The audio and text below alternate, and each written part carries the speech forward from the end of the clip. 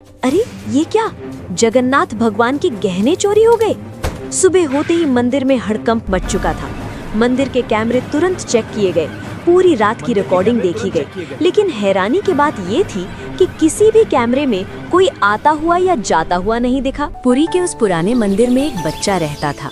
कोई बाहर वाला देखे तो सोचे कि मंदिर में बच्चा कैसे रह सकता है, लेकिन जो लोग वहाँ रोज आते थे वो जानते थे कि ये बच्चा मंदिर का ही हिस्सा था। उसका कोई नाम कागजों में नहीं था, ना माँ थी, ना बाप, ना कोई पहचान। लोग उसे बस मुगु कहकर बुलाते थे। मुगु की उम्र कोई 8 या 9 साल रही होगी। फटे कपड़े, नंगे पैर और आंखों में एक अजीब सी शांति। वो मंदिर में ही सोता था, मंदिर में ही भूखा रहता था और मंदिर में ही हंस लेता था। जब कोई उससे पूछता कि तेरा घर कहाँ है, तो वो बिना सोचे सीधा भगवान जगन्नाथ की मूर्ति की तरफ देखता और कहता, यही जहाँ जगन्नाथ जी रहते हैं। लोग इसे बच्चों की मासूमियत समझते थे, लेकिन मुगु मजाक नहीं कर रहा होता था।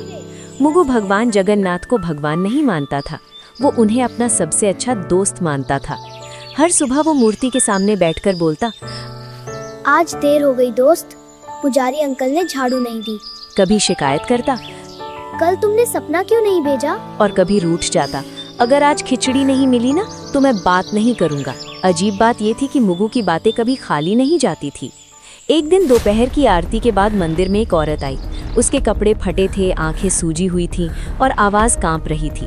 वो भगवान के सामने गिर पड़ी और रोते हुए बोली, मेरे बच्चे को बचा लो। कहाँ? वो अस्पताल में है, डॉक्टर कह रहे हैं बिना पैसों के इलाज नहीं होगा। मंदिर में लोग खड़े थे। कोई बोला, भगवान पर छोड़ दो, जो होगा अच्छा होगा। लेकिन कोई आगे नहीं बढ़ा। मुगु सब देख रहा था। वो धीरे से उस औरत के पास गया और पूछा, आंटी आपका बच्चा कितना छोटा है? औरत ने रोते हुए कहा, तेरे जितना। मुगु चुप हो गया। उस रात जब मंदिर बंद हो गया और सब लोग चले गए, मुगु अकेला भगवान के सामने बैठा रहा। बहुत देर तक वो कुछ नहीं बोला, फिर धीरे से पूछा, दोस्त वो बच्चा मर जाएगा क्या? मूर्ति चुप थी। मुगु की आंखें भर आईं। उसने कहा, अगर उसके पास माँ है तो उसे क्यों ले जाओगे? उसी पल मुगु को ऐसा लगा जैसे किसी ने बहुत पास से कहा हो, मेरी मोतियों की माला ले जाओ। मुगु घबरा गया। उसने मूर्ति की तरफ देखा और बोला, सच? आप नाराज नहीं होगे? कोई जवाब नहीं आया, लेकिन मुगु की नजर माला पर टिक गई। अगली सुबह मंदिर में हड़कंप मच गया। पुजारी चिल्लाने लगे, अरे ये क्या, भगवान की मोतियों की माला गायब है। कैमरे चेक किए गए, पूरी रात की रिकॉर्डिंग देखी गई, लेकिन ना कोई आता दिखा ना कोई जाता। तभी एक आदमी बोला, कल रात मैंने उसी बच्चे को मंदिर में घूमते देखा था। सबकी नजर एक साथ मुगु पर चली गई। मुगु कुछ नहीं बोला, उसकी मुट्ठी कांप रही थी। उसी समय मंदिर के बाहर वही औरत खुशी से रो रही थी। वो सबको बता रही थी कि किसी ने भगवान की माला बेचकर उसके बच्चे का ऑपरेशन करवा दिया। मंदिर के अंदर लोग भगवान को देख रहे थे और मंदिर के बीच में एक बच्चा चुपचाप खड़ा था। एक पुजारी ने परेशान होकर कहा, अगर कोई इंसान आया होता तो कैमरे में जरूर दिखता। दूसरे पुजारी ने धीरे से कहा, ऐसा तो तभी हो सकता है जब कोई आया ही ना हो। लोगों में खुसुर पुसुर बढ़ने लगी और हर कोई एक दूसरे की तरफ शक से देखने लगा। उसी भीड़ में एक आदमी ने अचानक कहा, रात को मैंने मुगु को मंदिर में घूमते देखा था। ये बात सुनते ही सबकी नजर एक साथ मुगु पर चली गई। मुगु उस समय मंदिर के एक कोने में खड़ा था और उसे समझ नहीं आ रहा था कि सब लोग उसे ऐसे क्यों देख रहे हैं। एक आदमी ने सख्त आवाज में पूछा, तू रात को मंदिर में क्या कर रहा था? मुगु ने धीरे से कहा, रोज की तरह भगवान से बात कर रहा भीड़ था। में से किसी ने ये कहा, बच्चा हमेशा यहाँ रहता है और इसे सब कुछ पता होता है। किसी और ने कहा, अगर कैमरे में कोई नहीं दिखा तो चोरी इसी ने की होगी। मुगु की आंखें भर आई और उसने कहा मैंने कि कुछ भी चोरी नहीं किया है।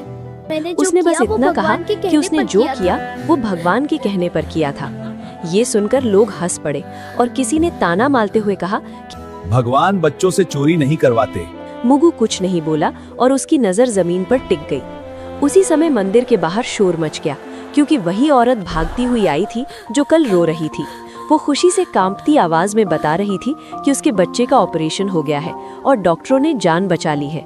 उस औरत ने रोते हुए कहा, किसी ने भगवान की मोतियों की माला बेचकर पैसे दिए हैं। ये सुनते ही मंदिर के अंदर सन्नाटा फैल गया और लोगों के चेहरे बदलने किसी ने लगे। मोतियों की माला अब बेच दी थी। सवाल ये नहीं था कि बच्चा बचा कैसे, बल्कि ये था कि माला आखिर गई कहाँ। मुगु अब भी चुपचाप खड़ा था और उसे नहीं पता था कि अगला सवाल सीधे उसी की जिंदगी बदलने वाला है। मंदिर के अंदर अब माहौल बदल चुका था और जो लोग सुबह तक चमत्कार की बात कर रहे थे वही अब सवाल पूछ रहे थे। हर नज़र मुगु पर टिकी थी और किसी को उसकी मासूमियत दिखाई नहीं दे रही थी। एक आदमी ने ऊंची आवाज में कहा कि अगर माला भगवान के कहने पर ली गई थी तो वो अभी वापस क्यों नहीं आई? मुगु ने घबराई हुई आवाज में कहा, मुझसे कहा गया था कि वो माला उस माँ को दे आओ ताकि उसका बच्चा बच सके। भीड़ में से किसी ने कटाक्ष करते हुए कहा कि अब बच्चे भगवान के नाम पर चोरी भी करने लगे हैं। दूसरे आदमी ने कहा कि ऐसे बहाने हर चोर बनाता है। मुगु ने रोते हुए कहा कि वो झूठ नहीं बोल रहा है और उसने कुछ भी अपने लिए नहीं रखा। उसने कहा कि अगर माला चाहिए तो वो भगवान से पूछ ले कि सच क्या है।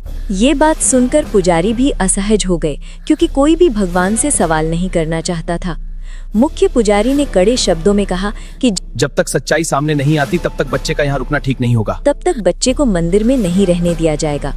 मुगु को जैसे ही ये बात समझ आई, उसका चेहरा सफेद पड़ गया। उसने डरते हुए पूछा कि क्या अब वो भगवान के पास भी नहीं रह सकता? किसी ने जवाब नहीं दिया और दो आदमी आगे बढ़कर उसे मंदिर के बाहर ले गए। मुगु बार बार पीछे मुड़कर भगवान की मूर्ति की तरफ देख रहा था, जैसे किसी जवाब का इंतजार कर रहा हो। मंदिर के बाहर उसे पत्थर की सीढ़ियों पर बैठा दिया गया और कहा गया कि यहाँ से कहीं मत जाना। धूप तेज थी और मुगु को प्यास लग रही थी, लेकिन किसी ने पानी तक नहीं दिया। अंदर मंदिर में पूजा फिर से शुरू हो गई और लोग भगवान से सुख शांति की प्रार्थना करने लगे।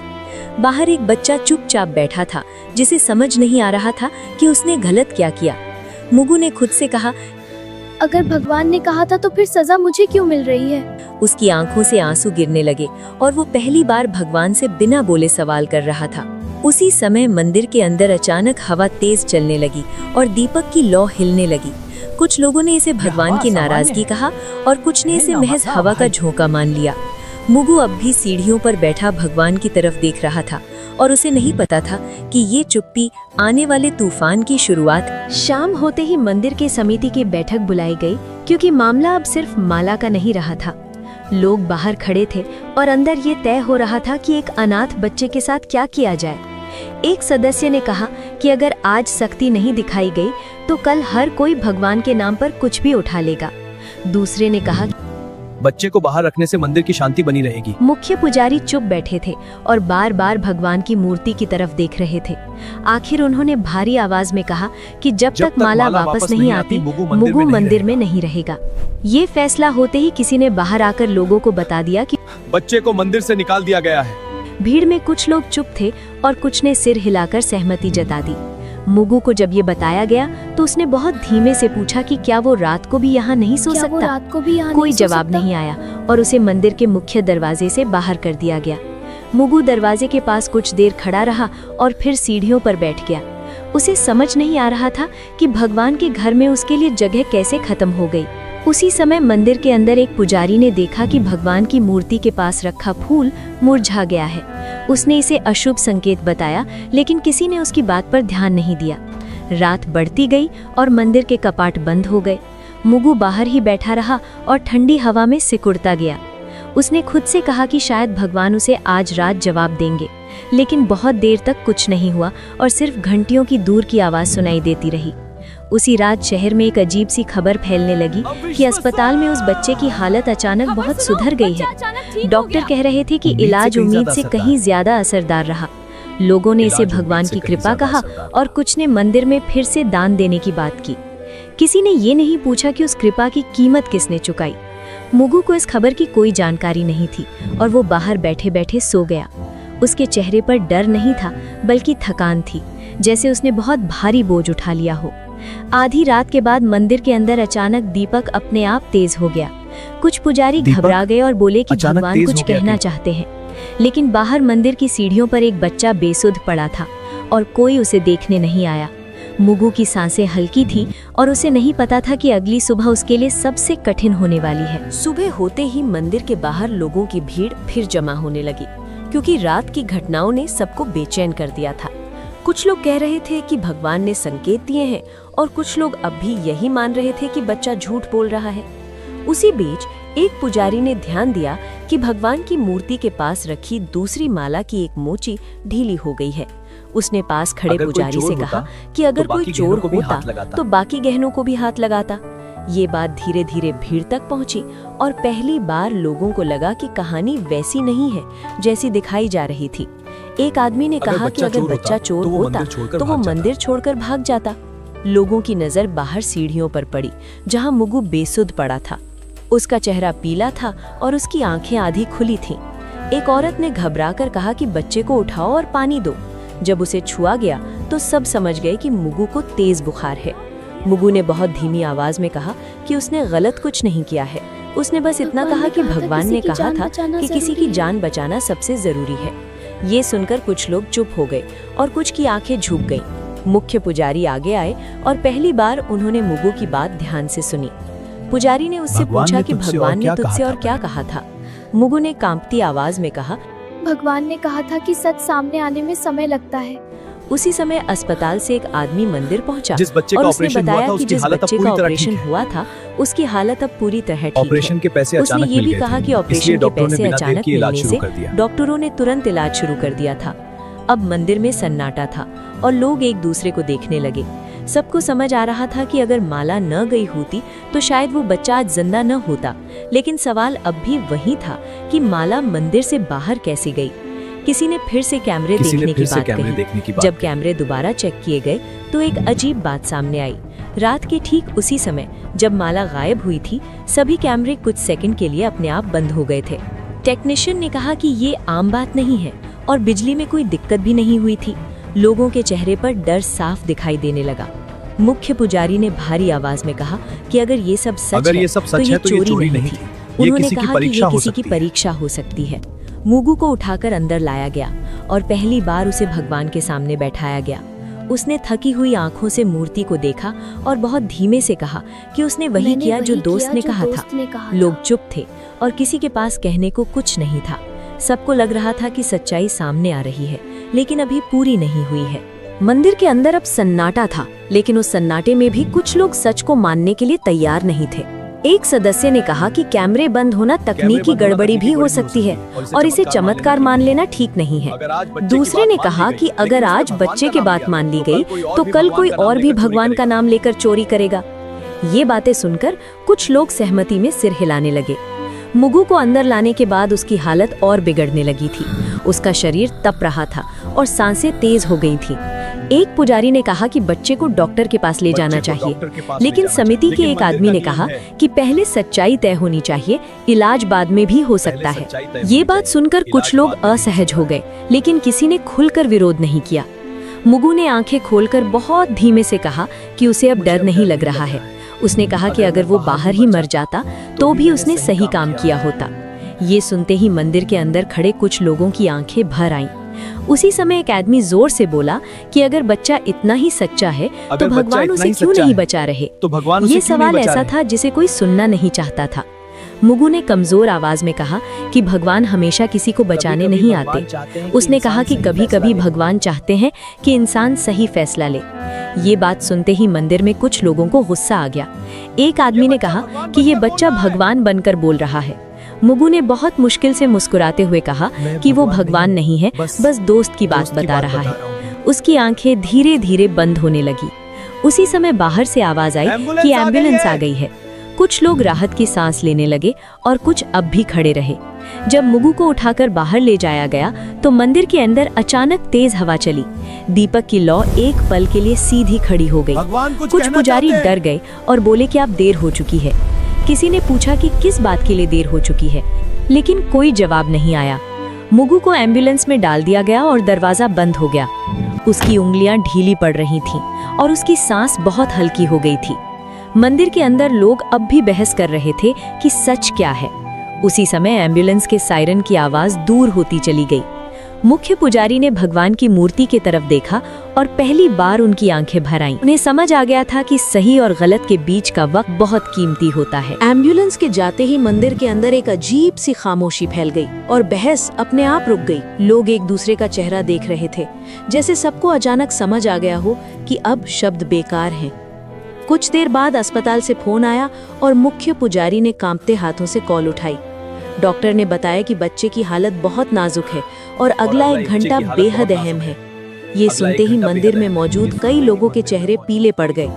किसी ने धीमे से कहा कि अगर हमने उसे पहले भेज दिया होता तो शायद हालात अलग होते। एक आदमी ने गुस्से में कहा कि अब पछताने से क्या फायदा, जो होना था वो हो चुका है।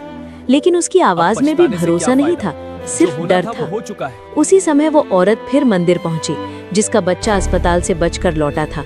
उसने मुगु के बारे में पूछा और जब उसे सच बताया गया तो वो जमीन पर बैठ गई।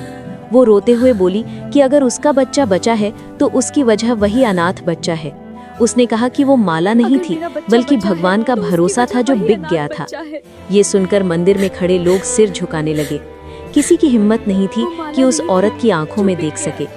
उसी वक्त अस्पताल से दोबारा फोन आया और इस बार आवाज और भी गंभीर थी। डॉक्टर ने बताया कि बच्चे की सांसें बहुत धीमी हो रही हैं और शरीर जवाब दे रहा है। मुख्य पुजारी ने बिना कुछ बोले फोन रख दिया।